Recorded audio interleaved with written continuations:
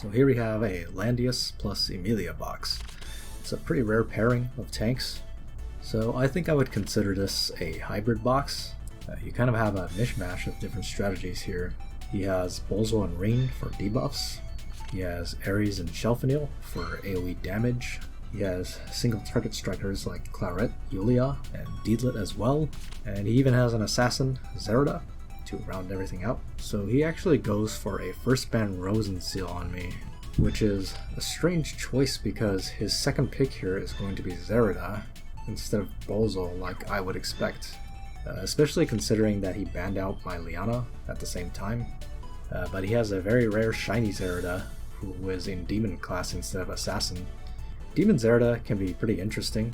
Obviously she takes on the Holy Weakness, which for a lot of people is a deal breaker, but in exchange she has a much higher attack stat, and that means a much better chance of taking out units like Juggler.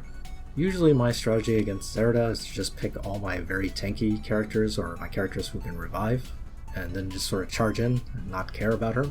But Demon Zerda does have higher kill potential on certain targets, so running Demon Zerda isn't all bad. She does have some advantages that the Assassin Zerda does not have. I would say the strangest part here is that he decided to let me have Layden despite running Demon Zerda. It is true he does have Rachel on his side, and usually Rachel can do a pretty good job against Layden, but I'm a little surprised he banned Almeida over Layden. I guess in this case he just really didn't want me to have any healers. So this is definitely one of the strangest matches I've ever had. I'm running 3 tanks against him, and he actually has 2 tanks as well. So since he has 2 tanks, the Juggler lockdown is a lot less effective here. Most people will not position your tanks in a way so that you can lock down both of them at the same time. So even though this might seem like a very short video, one thing that's not conveyed well when I post replays like this is how long we took for our moves. This is actually one of the longest matches I've had this season. Both of us ran our timers down pretty low, because right here, positioning is very key for both of us. I cannot be 100% sure of his kill potential from his Zerda, so I need to stay away from his Zerda, at least with a couple of my units. And I cannot just carelessly jump in with Elwyn because he has 2 tanks.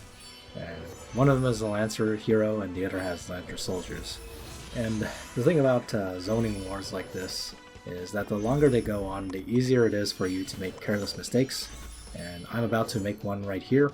So I just kind of forgot about the Iron Fleet, or in other words, I forgot that Elwyn can only revive if he is standing without anybody within 2 blocks. He got a Tenyo Breeze on his Rachel, so he actually makes a smart move here, sends Rachel in alone, and I basically throw away my Elwyn for no reason. And obviously because Rachel still has a Tenyo Breeze, I can't really trap her with Layden either. Layden's aura only gives movement -3, so I can only hope to slow him down by using Juggler here. His 3 costs puts everybody in water, which forces a heal out of his Sophia. If not for the damage, then because he needs to be able to move again. Otherwise his Rachel is going to be a sitting duck. So Landius moves up to guard Rachel. But of course this leaves them vulnerable to me just beast shocking Landius. It doesn't do any kind of meaningful damage, but what it means is that Landius is locked in the fog now. He does one final throwaway attack with Rachel, Runic Void, which is actually very annoying because I don't have Bracer on most of my tanks. But thankfully Juggler's 3C Great Dragon Barrier is still up, so I can just walk into that and prevent fixed damage ticks. And here comes the moment of truth, where Zerda tries to assassinate Juggler. Unfortunately, he suffers the biggest RIP in peace here, and leaves Juggler with a measly 500 HP, so sadly that miskill is probably the end of the match for him.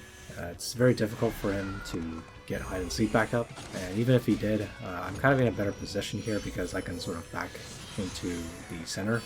Although it is possible, for the same reason, that I might have been able to win even if he had killed Juggler here, but that would still be sort of a toss-up case.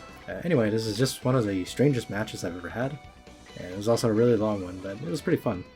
Hopefully you guys found this one amusing as well. See you guys next time.